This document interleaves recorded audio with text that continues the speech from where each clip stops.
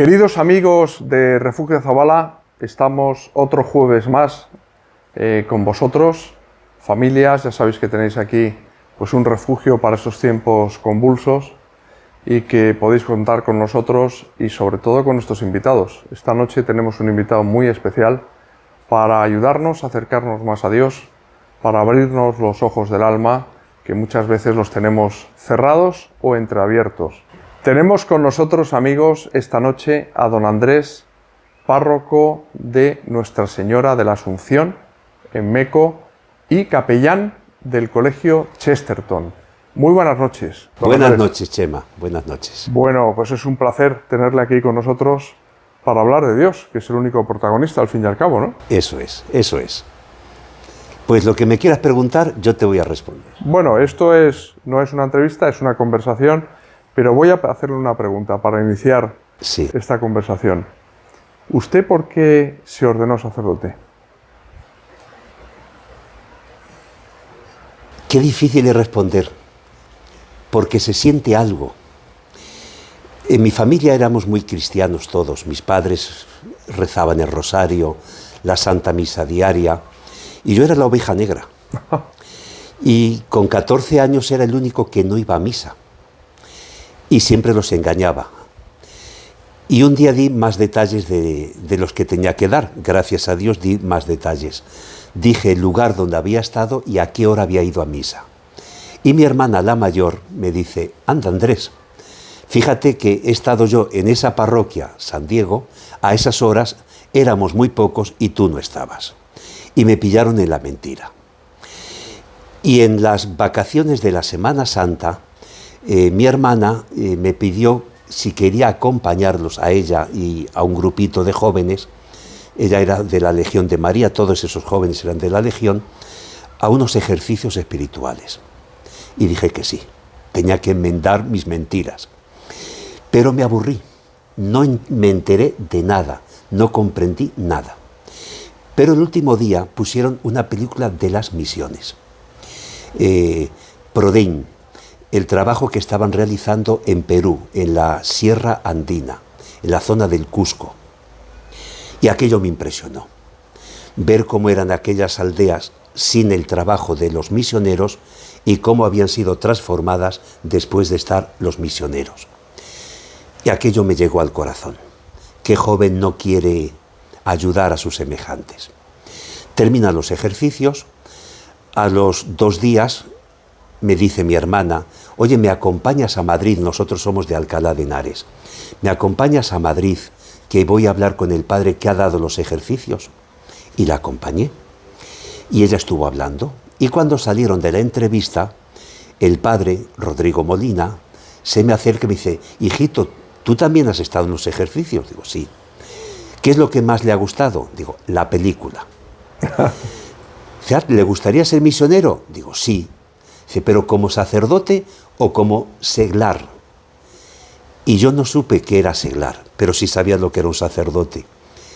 Y me brotó del corazón, como sacerdote. Y me dio un vuelco. Desde ese momento empecé, Dios me cambió. Dios me cambió. ¿Usted se sorprendió a sí mismo? Sí. Pronunciando la palabra sacerdote. Sacerdote. Mis amigos no lo creían, mis padres no se lo creían. Empecé a rezar, a ir a misa.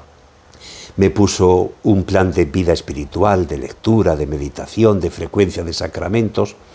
Y en septiembre, esto estamos hablando en abril, en septiembre ingresé en el seminario. Quería ser sacerdote. ¿Con 14 años? Con 14 años. Y a día de hoy no me arrepiento. Qué maravilla. Esto es lo más bonito de todo. Bueno, amigos, estáis viendo que este sacerdote se está confesando. Ha confesado ese pecadillo, ¿verdad? Esa, no sé si llamarle mentirijilla, de que había ido a misa y luego no había ido y tal. Pero verdaderamente el Señor del mal siempre saca un bien, ¿no? Sí, sí. Vivir en la mentira es muy difícil. Y yo estaba engañando a mis padres. Y comprendí que era un sacerdote. Un sacerdote tiene el cuerpo que cualquier otro hombre y un corazón como cualquier otro hombre hecho para amar. Y era simplemente entregarle tu corazón al 100% al Señor. Y eso fue lo que quise hacer desde aquel día. Amar, pero amar a Cristo al 100%. Y darle a Jesús todas las llaves de mi casa, todas. Y el número secreto del PIN, aunque en aquella época no existían los móviles. Y el número de la caja fuerte, que Jesús fuera el dueño total de mi corazón. Y cuando uno ama a Cristo, después ama a todos los que Cristo ama. Y así ha sido como yo he entendido siempre en mi sacerdocio. Ser de Cristo, vivir con Cristo, estar con Cristo y después participar de la obra evangelizadora de Cristo. Y el sacerdote fundamentalmente es la palabra, a través de la palabra transmitir y después hacer de Jesús, perdonar los pecados, ser misericordioso, ayudar a los pobres, con nuestras limitaciones, con nuestras deficiencias. Yo creo que todos los sacerdotes lo que buscamos es eso. Y no se puede, no te puedes transformar hasta que no amas, hasta que no amas. El amor cambia a las personas. Y Cristo se encarga de llenar el corazón de un sacerdote de amor y nos va transformando poquito a poco. ¿Usted conoce al Padre Pío? He leído y gracias a los libros que tú mismo has escrito. ¿Qué representa el Padre Pío para un sacerdote? Para mí mucho. Fíjate, Jesucristo es sumo y eterno sacerdote, pero Jesucristo no puede ser sacerdote en cuanto Dios, sino en cuanto hombre. Y por eso Jesucristo necesita encarnarse, hacerse carne. Y hecho carne, Jesucristo tiene que hacer sacrificios por la humanidad. Y el Padre Pío es como una encarnación de Jesucristo. Jesucristo ha tomado su carne y él, Jesucristo, a través del Padre Pío, del sacerdocio del Padre Pío, sigue dando gloria a Dios, una de las funciones del sacerdote, y ofrecer sacrificios por los pecados de los hombres. Y tanto se transfiguró esa encarnación que Jesucristo, al Padre Pío, al que estoy viendo detrás de ti, le hizo partícipe incluso de sus llagas, de sus dolores. Le da un corazón como el de Cristo, para alabar al Padre y desde el amor al Padre ofrecerse por los hombres. Y creo que el Padre Pío lo bordó. Y a mí me ha impresionado siempre esa entrega, ese amor, cómo ha celebrado la Santa Misa. Un día le preguntaron al Padre Pío que cuánto valía una misa. Dijo, tiene un valor infinito, como infinito es el amor de Jesucristo. No tiene precio. Y por eso vivía la Santa Misa, la Eucaristía, y la celebraba con ese fervor. Y cuando uno lee al Padre Pío, dices, Jesús sigue encarnándose, porque Jesús sigue necesitando de cuerpos, a través de los cuales, que son personas, seguir amando, seguir perdonando, seguir atendiendo a enfermos, a los pobres. Y el Padre Pío no solamente era un hombre piadoso, un hombre de oración, un hombre de sacramentos, la confesión y la Eucaristía, sino ese apostolado de querer ayudar a los enfermos. Y por eso creó aquel hospital. La labor de Jesús, que sanaba a los enfermos. Te doy las gracias por haberme acercado la vida del Padre Pío. Yo se las recojo con todo cariño y me hace feliz y me ayuda, ¿no? Sí. A darme cuenta de que toda la gloria siempre debe ser para Dios y que yo soy un instrumento para dar a conocer, en este caso, un gran intercesor, el Padre Pío, que para los sacerdotes, claro, comentaba hace un momento cómo celebraba la misa el Padre Pío, ¿no? Cómo constituía el centro de su vida interior. Cómo realmente, bueno, había personas que veían al Padre Pío celebrando la misa coronado de espinas, incluso que le veían transfigurado en Jesús cuando daba la Sagrada Comunión. Que verdaderamente esas visiones Y recordaba que me lo contaba Fray Paolo Covino, el sacerdote que le dio la unción de enfermos al Padre Pío en San Giovanni Rotondo. Decía, las visiones no las tenía yo, las tenían las almas elevadas, decía con su proverbial humildad, ¿no? Fray Paolo. Pero realmente, Padre, insisto tanto en la Santa Misa, primero porque es lo primordial, lo mejor que tenemos aquí en esta tierra, ¿no? Y sin embargo, qué poco valor se le da a veces, ¿no? Sí. Es el gran desconocido como el Espíritu Santo. Los propios cristianos yo creo que no valoramos la celebración de la Santa Misa. No hay cosa mejor que podamos hacer que asistir y participar en la Santa Misa. Es el momento de la reconciliación del hombre con Dios. En ese momento el sacerdote hace de Virgen María, hace de encuentro. Baja el amor de Dios a los hombres y sube las necesidades de los hombres a Dios a través del sacrificio de Cristo. La misa es Cristo el que está rezando por nosotros. La misa es Cristo que está pidiendo al Padre misericordia para nosotros. La misa es Cristo que hace de Cordero. Toda la vida los sacerdotes han ofrecido sacrificios. Ofrecían sacrificios víctimas de animales para aplacar la ira de Dios, para glorificar a Dios y para pedir el bien para la humanidad. Y Jesús es el Cordero. Él no va a ofrecer una víctima que no sea Él mismo, su carne, su corazón. Jesús está ofreciéndose por mí. Jesús no sabe amar en plural. Jesús cuando da la vida la está dando por ti y por mí, y conociendo personalmente nuestra situación. Jesús está rezando para que yo pueda participar de la vida divina. Cuando llega la muerte es nacer a la eternidad. Se habla muy poco, por cierto, de la muerte. Demasiado poco. Yo creo que según entendemos la muerte, así aprendemos a vivir.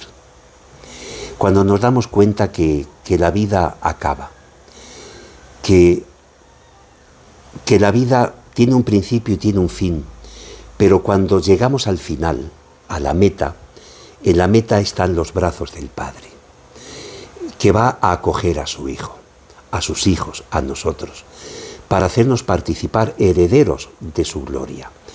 El heredero es el que le corresponde lo del Padre, es que el Padre no se reserva nada, todo lo que Él disfruta nos lo comunica a nosotros. Eso es una gozada. Lo del cielo es una verdadera gozada. Y pensar en la muerte es bueno cuando lo que espero no es la muerte, sino los brazos del Padre Dios. Y cuando van pasando los días, me estoy acercando a la meta, me estoy acercando a recibir el premio, me estoy acercando a mi gloria, a vivir mejor y más feliz. Hemos venido de Dios y vamos hacia Dios. Y como Dios es amor, durante la vida, antes de llegar a la meta de la muerte, vivir de amor, vivir amando. Es como yo entiendo la muerte, puerta de salida de este mundo, pero que es la puerta de entrada en otro mundo. Un mundo que es infinitamente, muchísimo mejor que este. Y hay que tener esa ilusión, y hay que transmitirlo, y no hablar de la muerte como una fatalidad. La muerte es como un parto. Ese niño que ha estado en la tripita de mamá y vive escondido en esa tripita, pero está viviendo, está disfrutando, está respirando, está comiendo, está sintiendo, tiene emociones, desconoce que hay otra vida. Pero la muerte es como ese parto feliz, donde participo de la luz, de la claridad de Dios, del corazón de Dios. Y hay que transmitir así la muerte, no como esa fatalidad, algo terrible, sino como la entrada a la vida. Muero para vivir más y para vivir muchísimo mejor. ¿Hay algún santo que se imaginaba con frecuencia, prácticamente a diario, estando en el ataúd, muerto?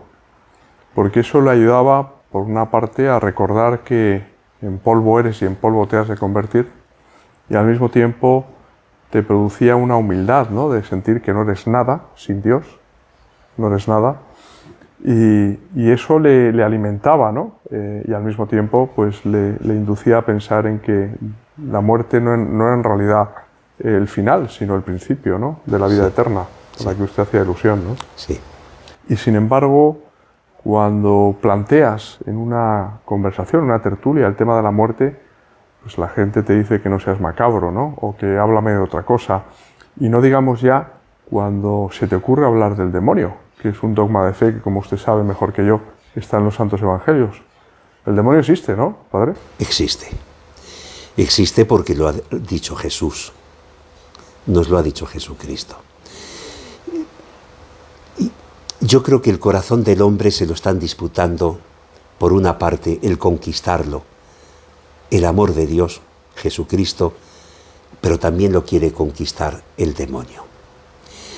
El demonio es el enemigo de la luz, el enemigo del amor. Es la soberbia. Se habla poco de la muerte, se habla poco del pecado, se habla poco del infierno.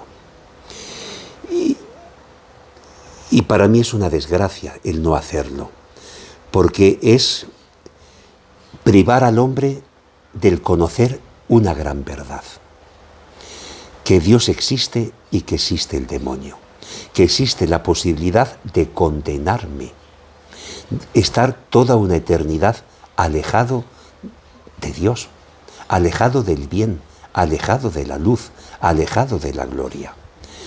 Decía San Juan de Ávila: teme el pecado que lleva al infierno, porque infierno es lo que al infierno lleva. El propio pecado ya es un infierno, es ese momento donde quiero vivir sin Dios, donde quiero dar mis espaldas a Dios. Y San Juan de Ávila decía que el pecado es como el infierno, porque infierno es lo que al infierno te está llevando, te está privando del bien, de lo mejor de ti. Hay que hablar del pecado. Jesucristo hablaba del pecado, pero no para obsesionarnos, sino para ver que es un peligro. Lo bueno de los padres es advertir a los hijos del peligro que tiene el meterse en ciertos sitios que pueden perder la vida, que se pueden ahogar. Jesucristo en los evangelios y los santos, al igual que Jesucristo, nos recuerdan la posibilidad de perder la vida. Pero no para atormentarnos, sino para ser prudentes. Jesús hablaba de sed prudentes como serpientes.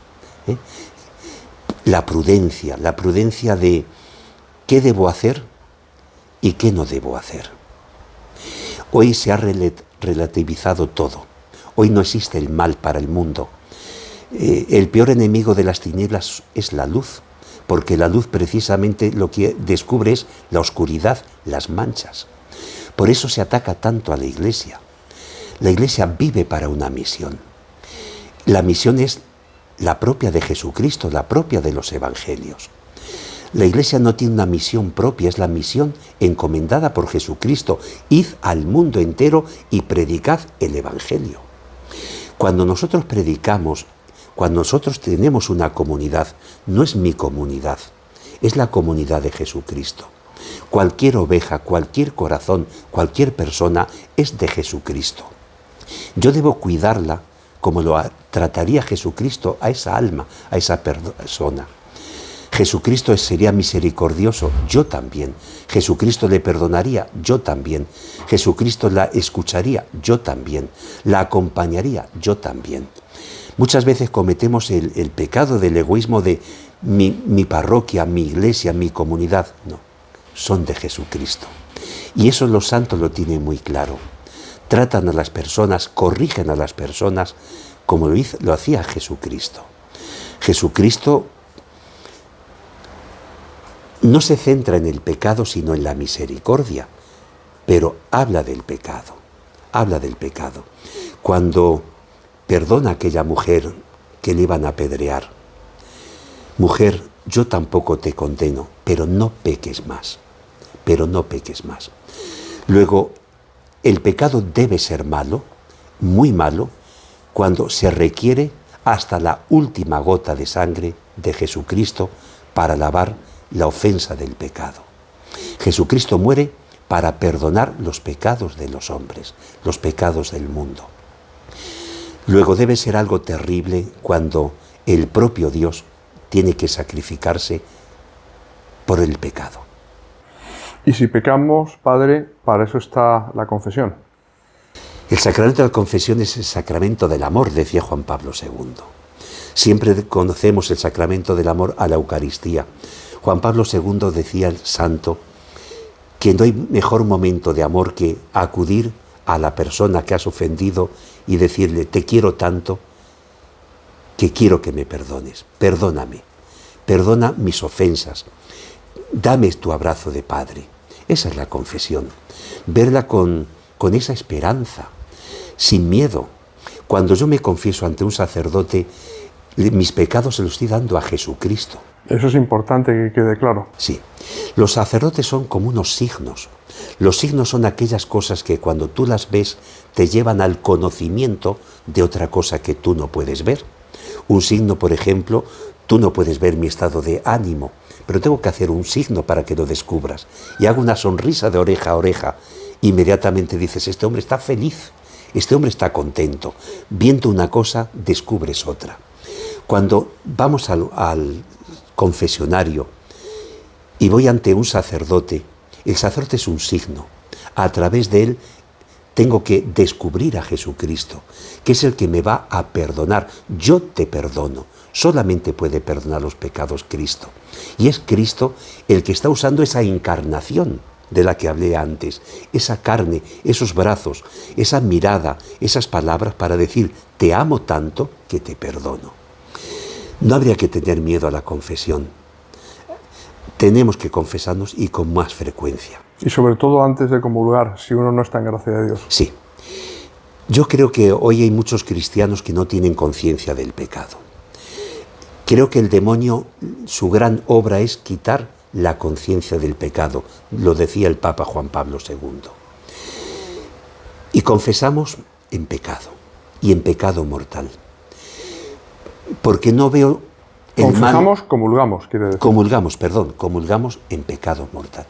Uno falta a misa porque le da la gana, comete adulterios, comete fornicación, odia, es rencoroso, no ayuda, sobre todo el gran pecado de la omisión, el no hacer todo el bien que debo hacer.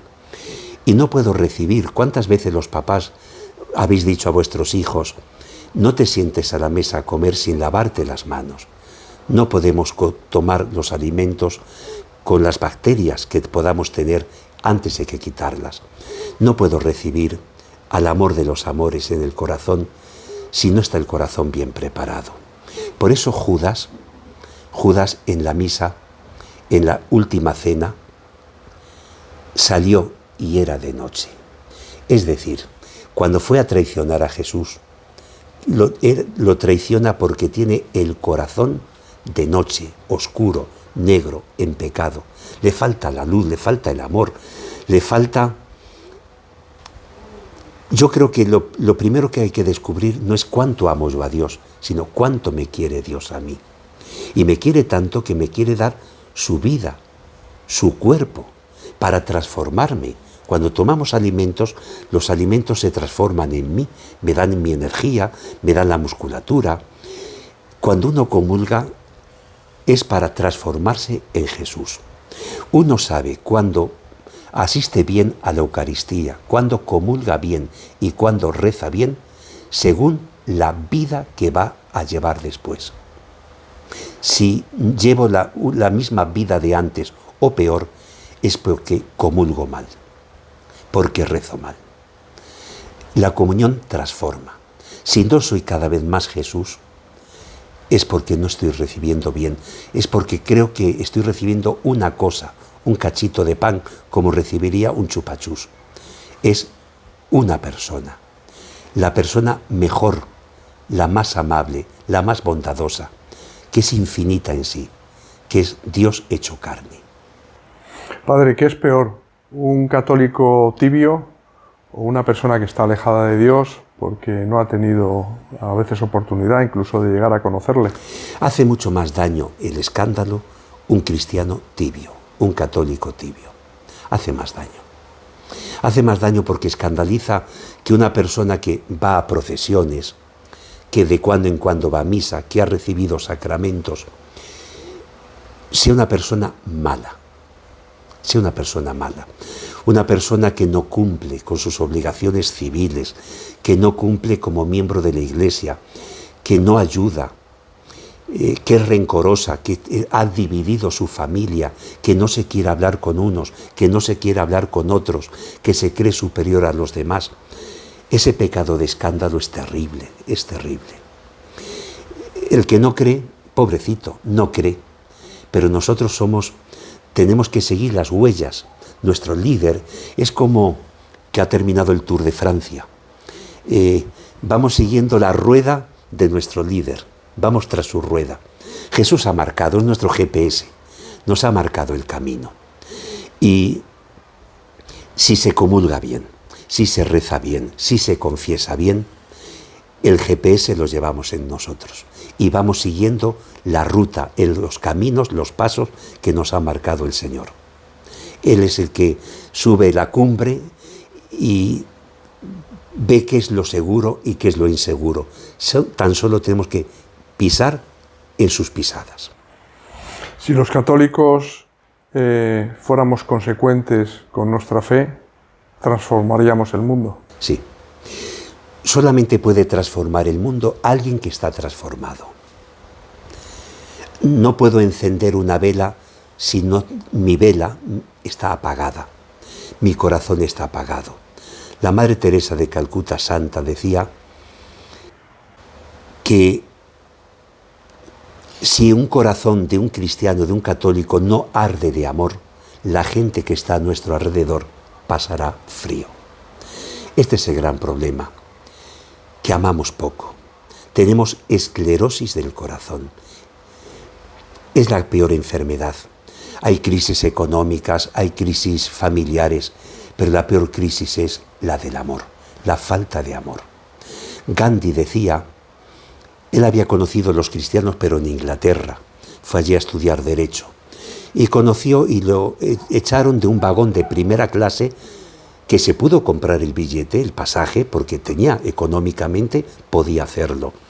Pero al ser oscura su piel, lo echaron de primera clase. Y tiene una frase que a mí me impresionó. Él había leído a los evangelios y decía, a mí me encanta Cristo, me encanta su doctrina, su vida, cómo era, cómo se comportaba, pero no me gustan los cristianos. Huelen mal, huelen a podrido, huelen a egoísmo. Jesús no hacía división, Jesús se acercaba a los más pobres, a los más necesitados, y sin embargo los cristianos rechazan a esas personas a las que Jesús amaba con todo su corazón. Por eso un mal cristiano produce escándalo y da malísimo ejemplo. Quizá también por eso, Padre, San Pablo se dedicase a predicar a los gentiles, ¿no? Sí. Esa es la misión, es la misión. Fíjate que Jesucristo apenas fue misionero, salió, estuvo en algunas ciudades, pero lo primero que encomendó es ir.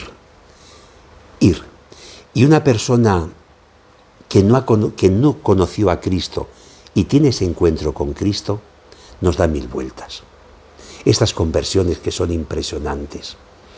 El secretario general del Partido Comunista en Francia, Fossat, un día que hacía muchísimo frío y estaba lloviendo, estaba esperando a un amigo y solamente había una manera de resguardarse, entrar en una iglesia. André Frossard. André Frossard. Escribió un libro maravilloso, sí, contando su conversión. Cuéntela. Pues él encontró a Dios. Entró en la iglesia y había aquel día exposición del Santísimo. Y entró uno y salió otro. Y salió otro. Impresionante, impresionante. Y claro, sus compañeros del partido, cuando vieron su conversión, pues querían que saliera del país porque era para ellos un mal ejemplo. Alguien que creía en Cristo y que amaba a Cristo. Yo creo que es necesario vivir la verdad. Somos criaturas. Alguien que no cree en Dios no sabe quién es, porque no sabe de dónde viene, porque no sabe a dónde va. El que sí es creyente, sí sabemos de dónde venimos, del amor de Dios, y sí sabemos a dónde vamos. Pero el que no cree, no tiene ese sentido la vida. Y es profundamente infeliz, no puede ser feliz. Claro, porque la felicidad la suelen poner en los objetos, en las cosas, y las cosas me dan bienestar. De hecho, tan poca felicidad me da que me compro lo último en tecnología y en ese momento me satisface, pero sale otra cosa mejor y ya deseo lo otro, porque esto no me ha hecho feliz, no me ha hecho feliz. Las cosas no nos hacen felices, solamente me puede hacer feliz alguien que es igual o superior a mí. El ser humano me puede hacer feliz y Dios me puede hacer feliz. Pero todo lo demás no es felicidad, es simplemente bienestar, comodidades. Padre, ¿por qué molesta tanto Cristo en la sociedad de hoy? ¿Por qué los ataques furibundos se dirigen contra la Iglesia Católica y no contra otras iglesias o religiones? ¿Esto le da a usted que pensar? Y mucho, y mucho. Jesús ya nos advirtió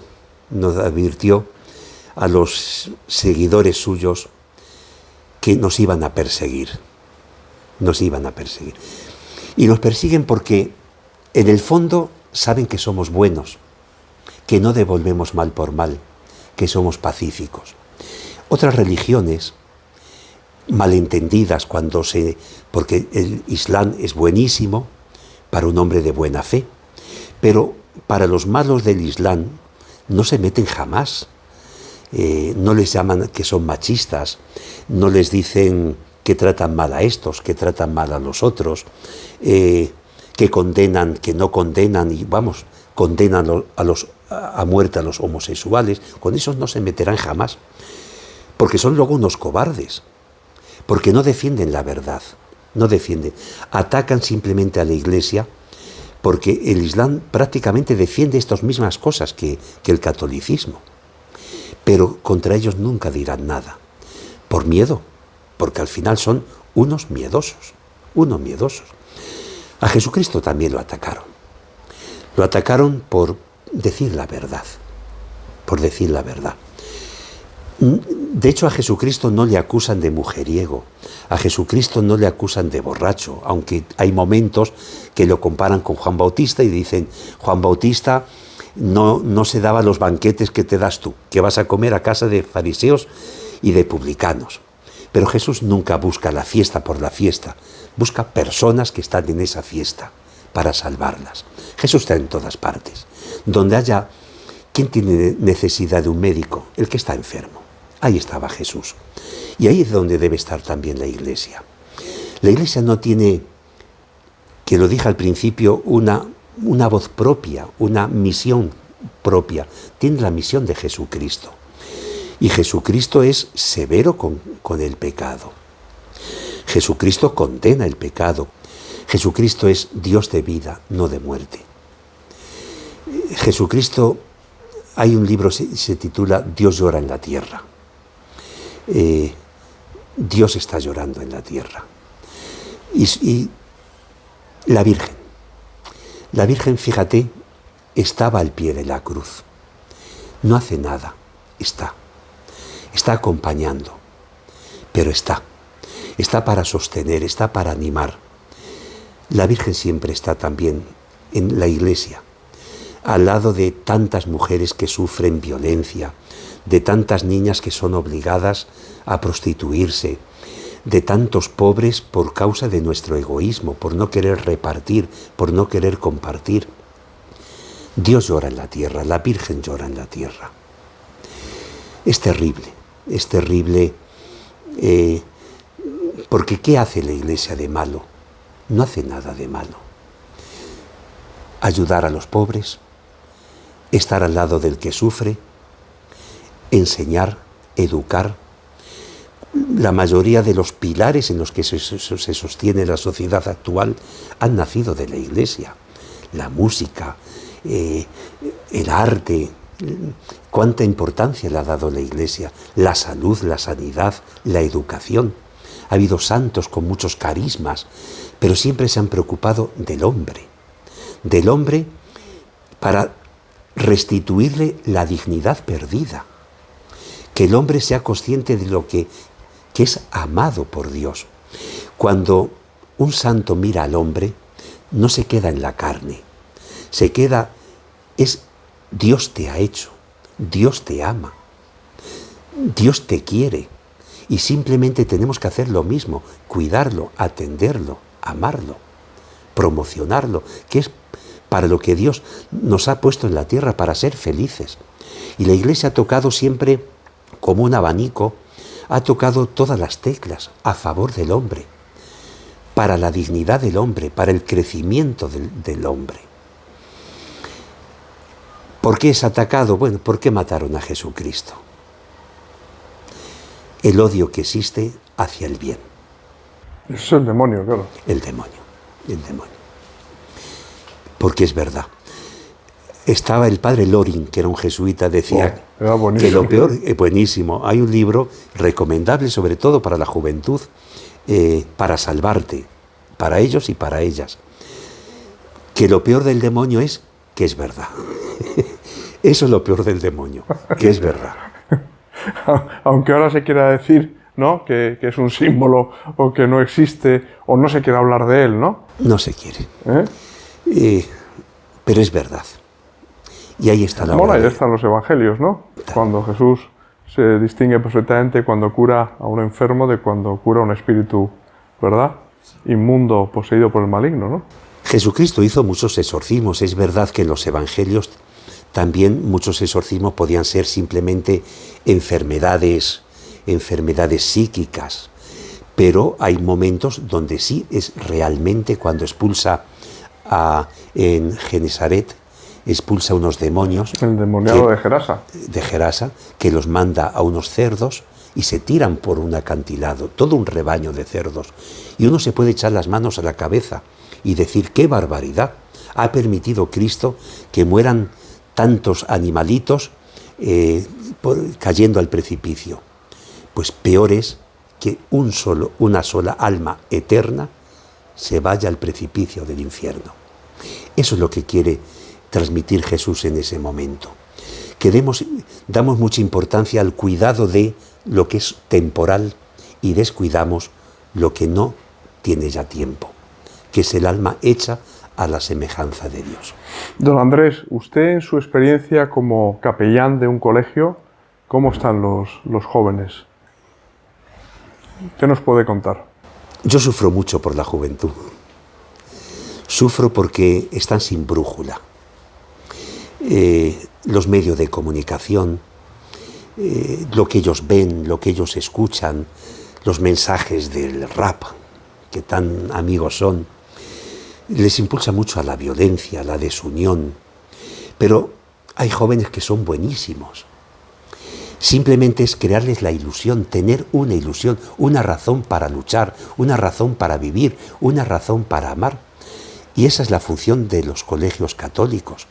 Yo creo que hoy un colegio casi es católico, es casi más necesario e importante que crear una nueva parroquia.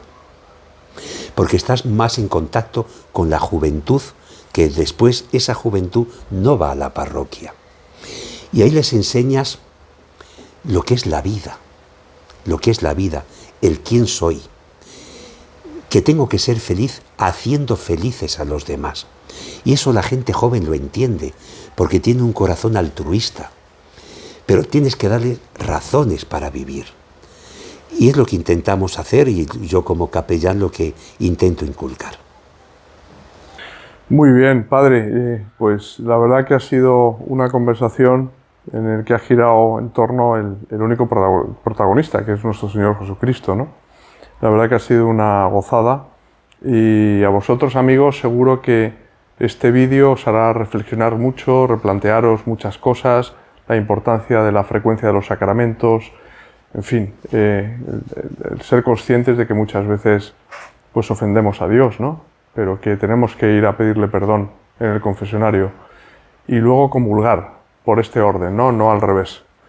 Así ¿Verdad, es. Padre? Primero confesar y después comulgar. Comulgar siempre estando en gracia de Dios.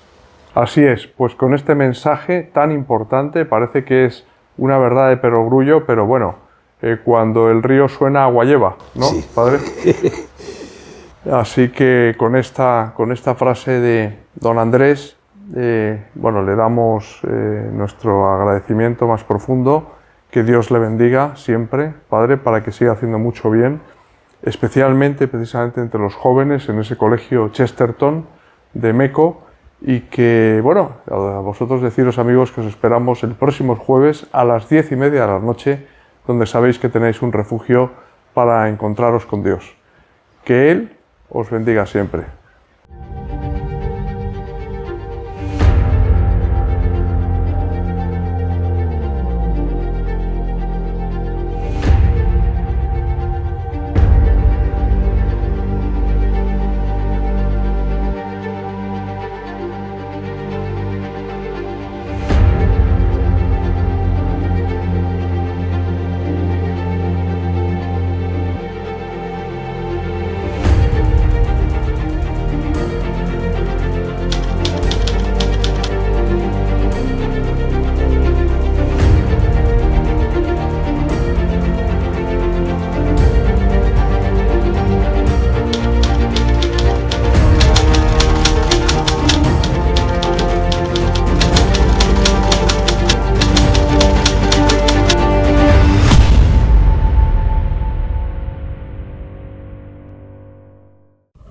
Suscríbete gratis a este canal y activa ya la campanita para disfrutar de todo el contenido de Refugio Zabala.